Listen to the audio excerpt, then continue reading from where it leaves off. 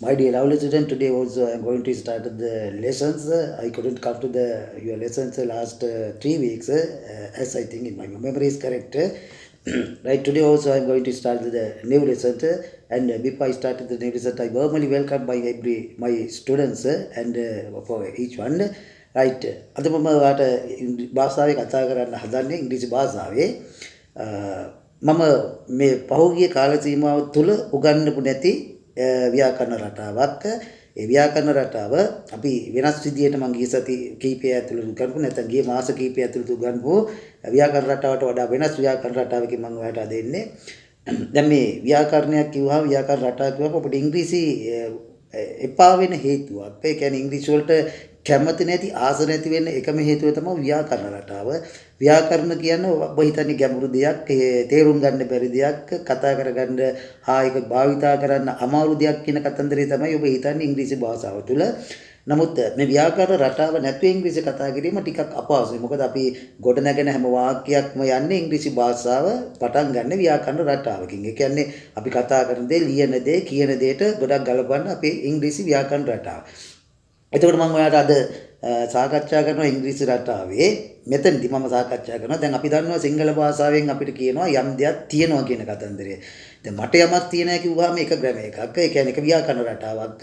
යමක් තියෙනවා කිව්වොත් තව ව්‍යාකරණ රටාවක්. දැන් ඔයා දන්නවා එක දෙයක් තියෙනවා. දැන් යම් දෙයක් තියෙනවා, යම් දෙයක් තිබුණා, යම් දෙයක් තිබිලා තියෙනවා, යම් දෙයක් තියේවි, නැත්තම් මට යමක් තියේවි, ඔහුට යමක් තියේවි, ඔවුන්ට යමක් තියේවි. ඒ වගේ කියන්න පුළුවන් කියන කතන්දරේ හරි ඔය වගේ ග්‍රැමර් එකක් දාලා කතා කරනකොට ඔයා දන්නවා ඉංග්‍රීසි භාෂාවේ කතා කරන ශෛලියක් තියෙනවා, විදියක් තියෙනවා.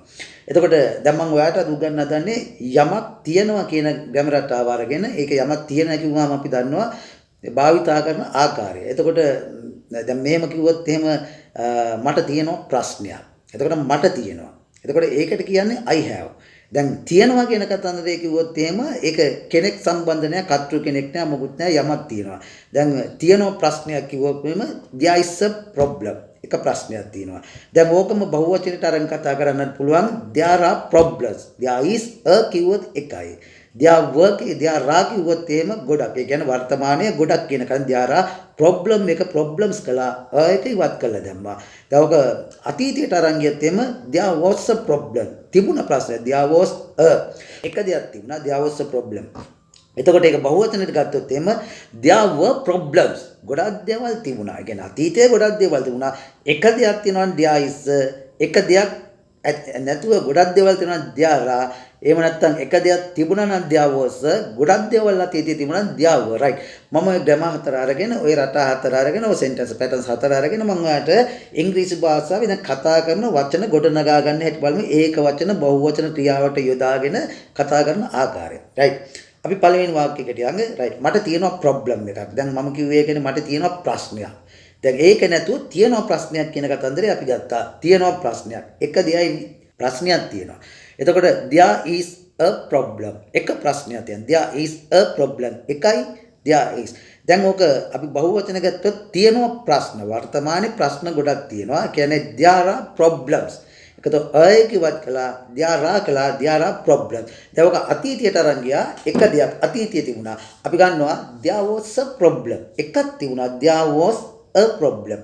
දැන් ගොඩාක් අතීතයේ තිබුණා කියන්නේ there were problems. බලන්න අයකවත් කරා ඒක වචන කියනකොට බහුවචන කියලා ප්‍රොබ්ලම් එක ප්‍රොබ්ලම්ස් කළා. right. ඒ විදිහට අපි දැන් වචන ඔය විදිහට කතා කරනකොට රටා කීපයකට අපි ඔක ආදේශ කරගමු. දැන් මෙහෙම කිව්වොත් දැන් මට දැන් තියෙනවා ප්‍රශ්නයක් කියලා කියන දැන් අපි කිව්වොත් තියෙනවා පන්තියක්. එක දෙයක් තියෙනවා, එක දෙයයි තියෙනවා there is a class.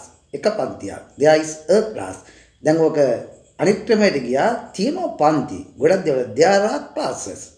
there are classes. දැන් ඊළඟ ක්‍රමයට ආවා අතීතයේදී තිබුණ පන්තිය there was a class. එක දෙයයි තිබුණේ there was a class. අතීතයටම අරන් යනවා පන්ති ගොඩක් තිබුණා there were classes. ඒක ඉවත් කරා there were classes. දැන් එතකොට ඊළඟ තව වාක්‍යයකට ගියාට පස්සේ මෙන්න දෙන්න තිබුණ room එකක් කාමරයක් තිබුණා. ඒ කියන්නේ තියෙනවා කාමරයක් කියලා ගමුකෝ there is a room. එක දෙයක් තිබුණා there is a room. එහෙනම් කාමර ගොඩක් තියෙනවා. බලන්න there is a room කිව්වොත් එකයි ගොඩක් තියෙනවා there are rooms. there are rooms. එතකොට එක කාමරයක් තිබුණා අතීතයේ there was a room. එකක් තිබුණා. කාමර ගොඩක් තිබුණා අතීතයේ. there were rooms, right? එතකොට හිටියා ડોක්ටර් කෙනෙක්. අපි කෙනෙක් හිටියා කියලා කතා කරලා ගමු. එතකොට හිටියා එක්කෙනෙක් හිටියා. එහෙනම් ඉන්නවා කියන කතන්දරය අපි ඉස්සලා ගමු. ඉන්නවා ડોක්ටර් කෙනෙක්. there is a doctor. ඉන්නවා ડોක්ටර් කෙනෙක්. there is a doctor. එතකොට ඉන්නවා ડોක්ටර්ස්ලා. there are doctors. ඔන්න කිව්වාගේ at OPD. ඉන්නවා ડોක්ටර්ස්ලා OPD එකේ. there are doctors at OPD.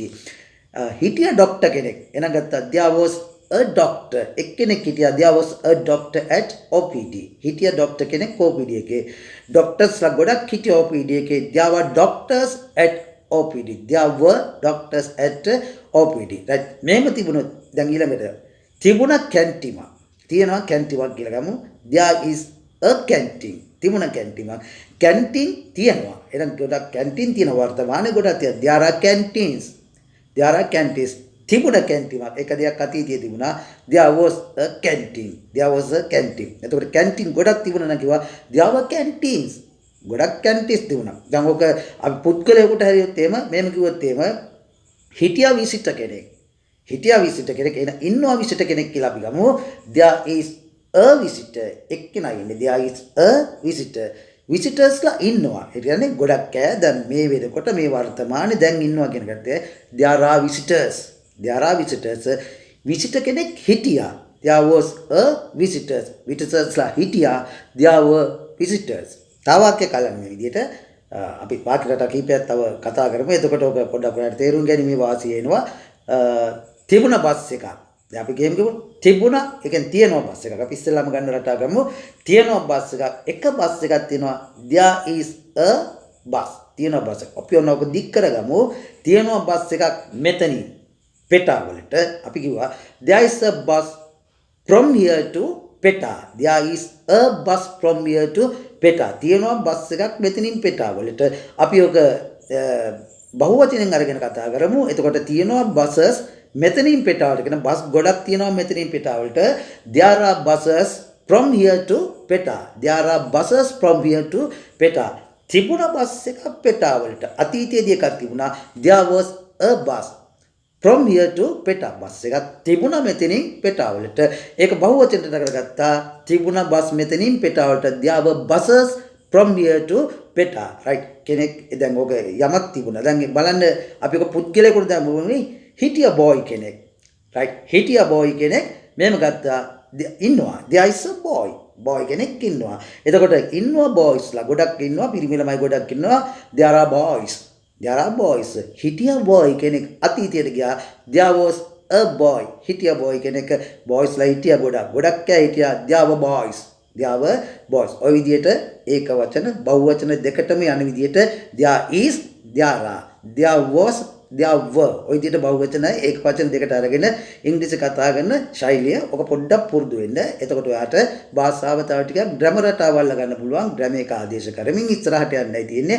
right? අපි පාඩමකින් තව පාඩමකින් හම්බෙමු. අදට නවතිමු.